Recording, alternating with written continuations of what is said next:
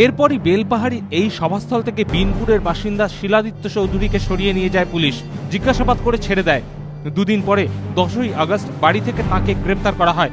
ঘটনাকে ঘিরে রাজ্য রাজনীতিতে শোরগোল পড়ে যায়। তদন্ত শুরু করে রাজ্য মানবাধিকার কমিশন। রিপোর্টে তারা দাবি করেছে, নির্দোষ শিলাদিত্যকে উচিত শিক্ষা দিতেই তার বিরুদ্ধে মিথ্যে মামলা সাজিয়েছিল পুলিশ।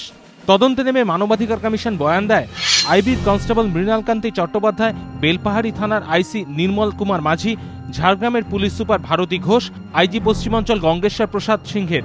এছাড়াও সভাস্থলে তোলা পুলিশের ভিডিও ফুটেজও তারা খতিয়ে দেখেছে। তারপর কমিশনের পর্যবেক্ষণ, ঘটনা সম্পর্কে পুলিশের বয়ান বিশ্বাসযোগ্য নয়। পুলিশ তার বয়ানে দাবি করে, মুখ্যমন্ত্রী সভার মাঝে চিৎকার করেছিলেন শিলাদিত্য চৌধুরী।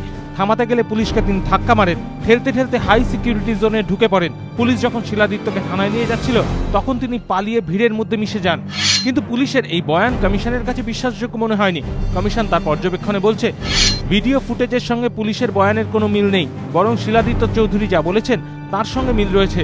শিলাদিত্য কখনোই ব্যারিকেড টপকে হাই সিকিউরিটি জোনে ঢোকেননি। তার বাইরে থেকেই সারের দাম বৃদ্ধি নিয়ে মুখ্যমন্ত্রীকে প্রশ্ন করেছিলেন। পুলিশ বলার পর হাই সিকিউরিটি জোনের মধ্যে ঢোকেন শিলাদিত্য। পুলিশ দাবি করলেও কমিশনের পর্যবেক্ষণ, শিলাদিত্য মত্ত ছিলেন না, তার কাছে কোনো অস্ত্রও ছিল না। পুলিশ প্রথমে তাকে মঞ্চের পিছনে নিয়ে যায়। সেখানে ভিড় ছিল না, সেখানে তাকে জিজ্ঞাসাবাদ করে পুলিশ। সভাস্থলে ছিল প্রায় ১৫০০ সশস্ত্র পুলিশ। তাই শিলাদিত্য পুলিশের হাত থেকে পালিয়ে ভিড়ে মিশে গিয়েছিলেন বলে পুলিশ যে দাবি করছে, সেটা বিশ্বাসযোগ্য নয়। তাছাড়া পালিয়ে গেলে শিলাদিত্য নিজের বাড়িতেই বা বসে থাকবেন কেন, সেই প্রশ্নও তুলেছে মানবাধিকার কমিশন। ঘটনার দিন বেলপাহাড়ি থানায় করা জিডি ও ঘটনার দুদিন পরে বেলপাহাড়ি থানার আইসির করা এফআইআর এর মধ্যেও বিস্তর অসঙ্গতি খুঁজে পেয়েছে রাজ্য মানবাধিকার কমিশন। তাদের দাবি, এফআইআর এ শিলাদিত্য চৌধুরীর বিরুদ্ধে যেসব অভিযোগ করা হয়েছে, সেগুলির কিছুই ছিল না জিডিতে। আইসি নির্মল কুমার মাঝিও স্বীকার করেছেন, ঘটনার দিন শিলাদিত্যর বিরুদ্ধে কোনো অভিযোগ রুজু করা হয়নি। 9 তারিখ আইসিকে শোকজ করেন এসপি ভারতী ঘোষ।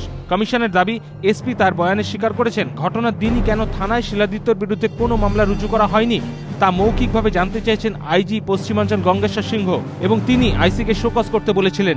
সংশ্লিষ্ট মহলের মতে, কমিশনের রিপোর্ট অনুযায়ী একটা জিনিস পরিষ্কার, শিলাদিত্যর বিরুদ্ধে মামলা রুজু করার জন্য পুলিশের শীর্ষ কর্তাদের থেকেই চাপ এসেছিল। বিভিন্ন মহলে প্রশ্ন উঠছে, মুখ্যমন্ত্রী মাওবাদী তকমা দেন বলেই কি পুলিশের শীর্ষ কর্তারা শিলাদিত্যর বিরুদ্ধে পরে মামলা রুজু করেন? ধ্রুবজ্যোতি প্রামাণিক, এবিপি আনন্দ, কলকাতা।